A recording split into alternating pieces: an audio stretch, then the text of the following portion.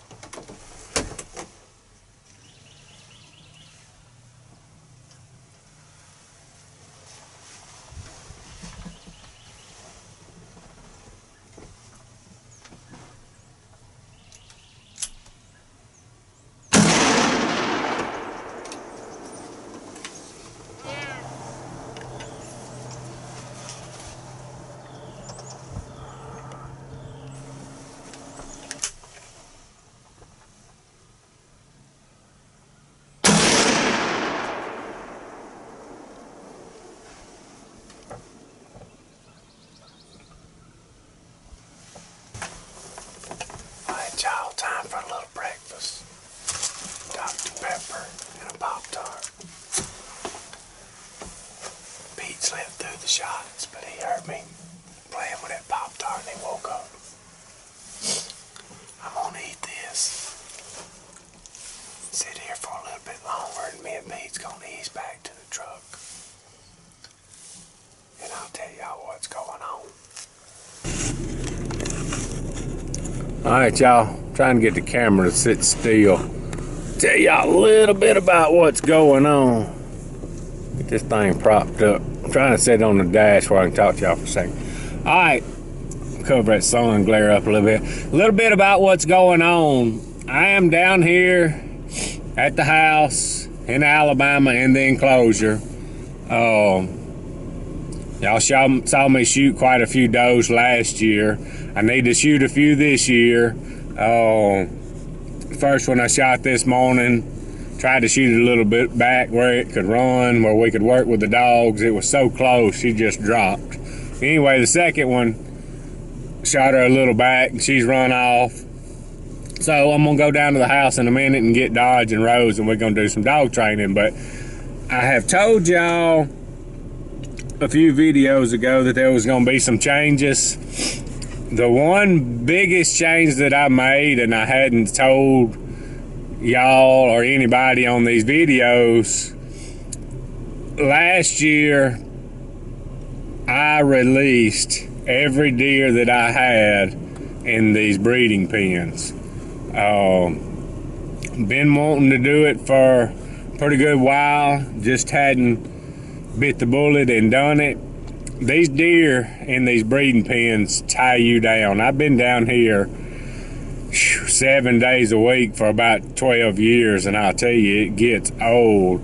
May get away 2, 3, 4 days tops through a whole year, and and it just really gets to eating at you, especially when wife and kids and stuff. So that's what I've done. I've released every deer in there, and that's why it took me so long to pick out the does I wanted to shoot this morning.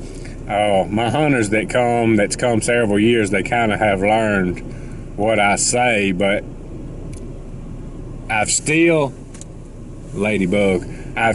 got what we call full southern Alabama does in the enclosure, bucks too. Now that we've turned those does out, we've AI'd, artificially inseminated, so long. These does and bucks that I turn loose are 100% northern. So it's kind of tricky. Some of my does have their tags in them, some of them don't. So it's kind of tricky picking out the right does, because some of the fawns off these northern does this time of year are nearly as big as these Alabama does. So what my future plan is on that, I've been wanting to try it and experiment with it. I would love, of course I can't control it, my best case scenario would be the Alabama bucks breed these northern does. It make them a lot tougher. These northern does, even though they were born and raised here, when we was artificially inseminating, half that northern deer's immune system came with the semen when we bred them, so their immune system's not as good, so they tend to get sick and stuff. So what my plan is, I'm hoping a lot of these northern does got bred by the Alabama bucks and get what we call a 50-50, make them a little tougher. So I've got to keep trimming down on the does. These Alabama does are smart. You got to pay attention, boy. They've been and grow up in here. They know the game. My future plan on that, if I could get the 50-50 cross deer, it would be nice. Had something else I was going to say that slipped my mind. I'm trying to think what... I know a lot of y'all watching, or some watching that may watch this, may not like the enclosures. I'm not going to say that I want to go sit in an enclosure and shoot a deer, bucks or whatever. I mean, it don't bother me. It's fun bow hunting in them. My customers that come, most of them hadn't had the opportunities we've had on the big deer, so it's nice for them. If it wasn't for them, I wouldn't have a job with them. So it's good in both ways, but I'm going to tell y'all, for those of y'all that do not like them, if y'all would still watch and bear in mind, I get to spend every day with these deer, studying them, watching them, breeding and everything. We learn a lot in here, learn what they like to eat, what it takes to grow a big deer. So, you know, all these studies that you see that these colleges and all put out, 99% of them's done with what they call pen-raised deer. I don't think any of these colleges have went in depth like we have. When you start trying to make a living and feed your family out of something, you learn a lot. Not knocking the colleges and all too bad, but they have got to come up with something to study, because if they don't come up with something to study, they don't get grant money from the government to pay their bills. So I kind of have mixed emotions on that. I'm not gonna knock them too bad, but most of the stuff they come up with is bull. I'm just gonna tell you.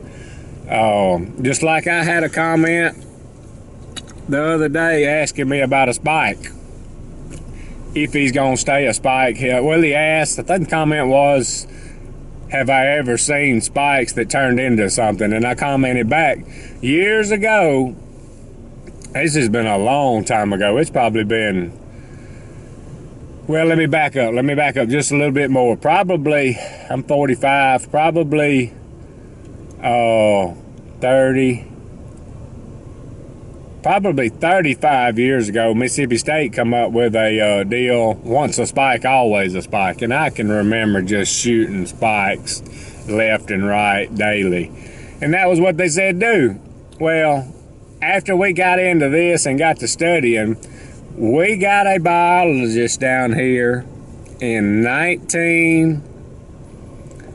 let's see, I believe we fenced this in 1999, so somewhere around the 2000 mark or whatever, we had a biologist down here with permits, and we tagged, we were able to do this outside the enclosure years ago with a permit from with the biologist and all. We had a big drop net, and I remember it was 2 o'clock in the morning on one of them. But anyway, we got 3 deer over a period of time. One of them was a 10, well, take that back, it was 4 deer. We did it. One of them was a 10 point, about a 3-year-old. And he maxed out at about 6 years old. At 7 years old, he went down, and this was on the best feed that we had at the time. So deer get to be 5, 6, 7 years old, he's starting to max out most of the time. But we put a spike in here and a 4 point. Both of them were 1-year-olds and a doe. The same year when these did, actually ended up being the same day. We put a tag in the deer and we watched them over the course of, I think they were 6 years old when we shot them. The spike I killed was an 145-inch 9 point at 6 years old. That's pretty good for an Alabama deer around here. And my dad shot the 4 point the same day. It just worked out like that. He was about 145, 6-inch 9 point also. So yes, they do get better after a spike. You see these little pencil horn 1-year-old spikes, they do grow out of that. So just another example of what we can study in here and what we do figure out. So, but anyway, that's just one of the big changes that we're making at the farm. Gonna be a few more. I'll let y'all in on that when we can. But I'm finna hop out of the truck and go get Dodge and Rose and start doing a little blood track training. We'll be back. Alright,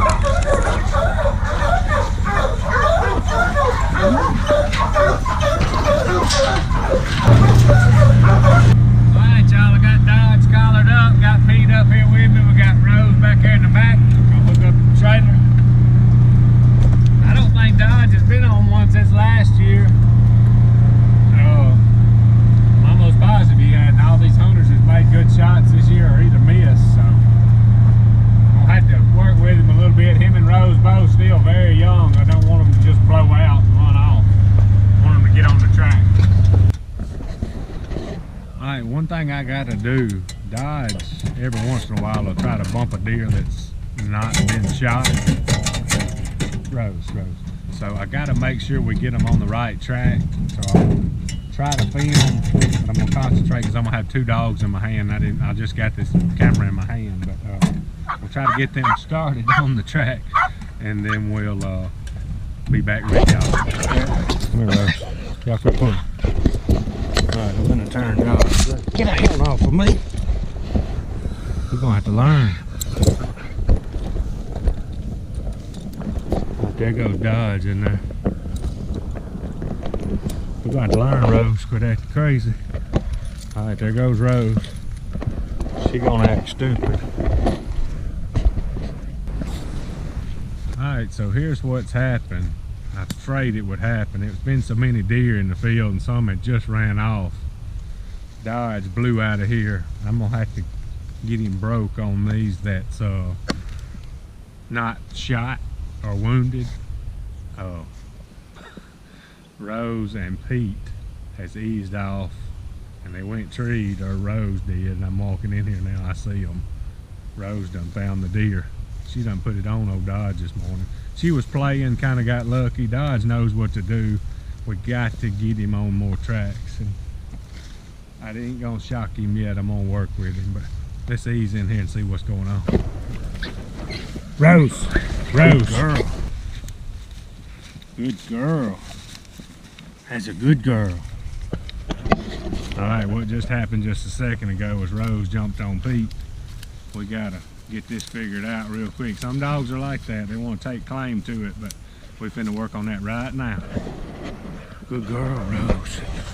Good girl. Come on, Pete. If you mess with Pete, I'm gonna beat you now. All right, me and Pete's going back in after. Pete gotta get him some. Good boy. Good boy. Good boy. Alright, so I'm dragging out. Pete decides he's gonna just ride while I drag. Easy way out. Alright, so we loaded up. That went pretty good considering they ain't been out all winter. Learned two things. One I knew, I thought would happen. The other one I wasn't sure. Dodge, he went right in there where the deer was, and I'm not sure he didn't see it, and then jumped on a hot track as far as I'm warmed up, as one of them deer that ran off. And then Rose did pretty good. She got in there to the deer, her and Pete.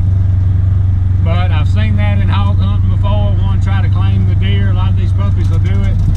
I hate whooping her, but I had to tear her up because we can't have that. Because my goal is to be able to drop 2 or 3 down on a tough track, or if it's a really bad shot and one may be alive and they get it caught. So always something you got to work on. Rose is gonna be all right. A lot of these dogs are like that. They just kind of gotta figure it all out. We will. I just need to let her and Pete spend a little more time together. She's doing better already. She's kind of pouting because I whooped her, but she'll get over it. She's turned into a big girl now. Alright, we are going to get us some summer sausage made today. We'll be back. Alright, y'all, we got that done. Couple of does down, little dog training. Now we got to work on Dodge a little bit, blowing out on the deer that's not been wounded, and Rose jumping on little Pete. But it'll come around. We just got to keep working at it. Pretty good day. If y'all like our stuff, subscribe to us, Hollis Farms. Hats, t-shirts, and stickers, hollisfarms.com. Appreciate y'all watching. Out of here.